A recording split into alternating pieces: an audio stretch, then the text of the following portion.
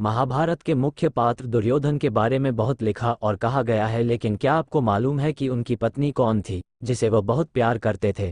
उसका महाभारत के युद्ध में पति समेत कौरवों की मृत्यु के बाद क्या हुआ? दुर्योधन की पत्नी का नाम भानुमति था, जो अपूर्व सुंदरी थी। आंचलिक कथाओं में ये कहा गया कि जब दुर्योधन नहीं रहा तो भानुमति ने अर्जुन से विवाह कर लिया। कहा जाता है कि दुर्योधन से विवाह करने से पहले वह मन ही मन अर्जुन को चाहती थी। हालांकि अर्जुन से विवाह के कोई पुख्ता साक्ष्य महाभारत या उसकी उत्तर कथा वाले ग्रंथों में नहीं मिलते। महाभारत के मुताबिक दुर्योधन की पत्नी का नाम भानुमति था। महाभारत में दुर्योधन की पत्नी का 3 बार जिक्र मिलता है। शांति पर्व में बताया गया है कि दुर्योधन ने कर्ण की मदद से राजा चित्रांगद की बेटी भानुमति का स्वयंवर से अपहरण करके विवाह कर लिया था। बाद में स्त्री पर्व में भी दुर्योधन की सास गांधारी ने भानुमति का जिक्र किया है। भानुमति के एक बेटा और एक बेटी थी। शांति पर्व में ऋषि नारद दुर्योधन और कर्ण की मित्रता के बारे में एक कहानी सुनाते हुए बताते हैं कि किस तरह कर्ण की मदद से दुर्योधन ने कलिंग राजा चित्रांगद की बेटी का अपहरण कर शादी की थी। भानुमति जितनी सुंदर थी उतनी ही चतुर भी। उसे मालूम था कि कौरवों और पांडवों के युद्ध के बाद उसके पति और उनके भाई नहीं बचेंगे। उसने पति से युद्ध नहीं करने का अनुरोध भी किया। ताजिंदगी कृष्ण की पूजा। भानुमति के बारे में उल्लेख हुआ है कि वह ताजिंदगी कृष्ण की पूजा करती रही। बेशक उसके पति दुर्योधन ने कई बार कृष्ण को खरी खोटी सुनाई, अपमान भी किया, लेकिन भानुमति के लिए वह हमेशा आराध्य रहे। यहाँ तक कि पति के निधन के बाद भी वह उनकी भक्त बनी रही।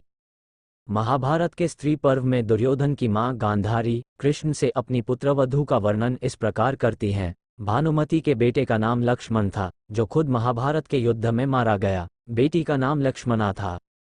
गांधारी कृष्ण से कहती हैं, हे कृष्ण, देखो, ये दृश्य मेरे पुत्र की मृत्यु से भी अधिक दुखदायी है। दुर्योधन की प्रिय पत्नी महाबुद्धिमान कन्या है। देखो वह कैसे अपने पति और बेटे के लिए विलाप कर रही है। महाभारत युद्ध के बाद भानुमति नहीं चाहती थी कि आगे भविष्य में कोई युद्ध हो, लिहाजा कृष्ण के कहने पर उसने अर्जुन से विवाह कर लिया था। हालांकि इसका उल्लेख मुख्य कथाओं में नहीं मिलता। क्यों किया था अर्जुन से विवाह? अब सवाल ये उठता है कि भानुमति ने पति दुर्योधन के सबसे बड़े दुश्मन पांडु पुत्र अर्जुन से क्यों विवाह कर लिया? भानुमति जितनी रूपवती थी उतनी ही चतुर भी। कहा जाता है कि जब महाभारत का युद्ध तय हो गया तब भानुमति को पता था कि कौरवों का सर्वनाश हो जाएगा। अपने कुनबे को बचाने के लिए उसने ही भगवान श्री कृष्ण के पुत्र साम को अपनी पुत्री लक्ष्मणा को भगाकर ले जाने की युक्ति सुझाई। कृष्ण के बेटे साम से रचाई बेटी की शादी। एक अन्य कथा के अनुसार साम जब लक्ष्मणा का अपहरण कर फरार हो गया तो भानुमति ने दुर्योधन को अपने अपहरण की याद दिलाई और साम से लक्ष्मणा के विवाह में अहम भूमिका निभाई। भानुमति ने अपने कुनबे को बचाने के लिए हर वो असंगत कार्य किया, हर उस चीज को जोड़ा जिसका जुड़ना संभव नहीं था। इसीलिए कहीं का ईंट कहीं का रोड़ा, भानुमति ने कुनबा जोड़ा।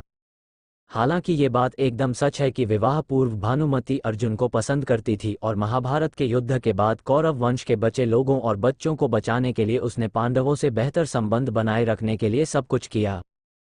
क्या कृष्ण ने कराया भानुमति और अर्जुन का विवाह? पुत्र की मृत्यु से लक्ष्मणा को गहरा झटका लगा था। महाभारत के युद्ध में अभिमन्यु के हाथों दुर्योधन के पुत्र की मृत्यु हुई थी। इसके बाद भी भानुमति को मालूम था कि खुद को सुरक्षित रखने के लिए अर्जुन से विवाह कर लेना चाहिए। भगवान कृष्ण ने इसमें खास भूमिका अदा की। उन्होंने अर्जुन और भानुमति का विवाह कराया। दुर्योधन से शादी के पहले वो अर्जुन को ही पसंद करती थी। इसके पीछे एक कहानी और कही जाती है कि भानुमति शल्य की बेटी थी, जो नकुल और सहदेव के चाचा थे। वह पहले अर्जुन से ही शादी करना चाहती थी। जब स्वयंवर हुआ तो अर्जुन उसमें आए ही नहीं। तब उसने पिता की इच्छा थी कि वह दुर्योधन से शादी करे तो उसने वैसा ही किया, लेकिन पति के निधन के बाद अर्जुन की 9वीं पत्नी बनना पसंद किया। इसकी वजह यह भी थी कि अब कोई लड़ाई नहीं हो और कुनबे में शांति बनी रहे।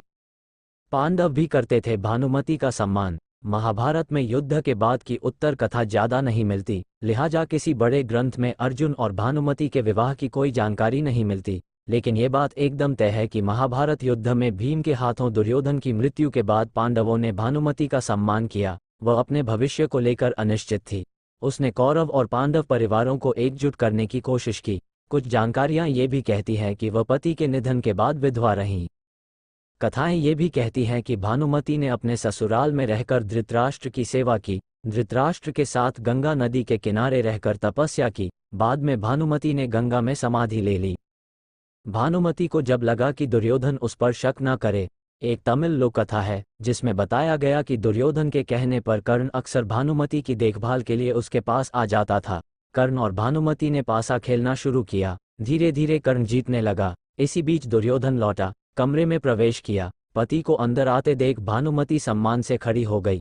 कर्ण को पता नहीं लगा, उसको लगा कि भानुमति इसलिए उठ गई क्योंकि हारना नहीं चाहती। कर्ण ने भानुमति की शॉल पकड़कर खींचा तो शॉल के मोती बिखर गए। इससे भानुमति की स्थिति बहुत विचित्र हो गई। वह स्तब्ध हो गई कि अब पति पता नहीं क्या सोचेगा और करेगा। तब दुर्योधन ने समझदारी का परिचय देते हुए दोनों को अप्रिय स्थिति से बचा लिया। उसने पत्नी से कहा, क्या मुझे सिर्फ मोतियों को इकट्ठा करना चाहिए या क्या आप चाहेंगी कि मैं उन्हें भी पिरोऊं? दरअसल दुर्योधन को अपनी पत्नी पर बहुत विश्वास था।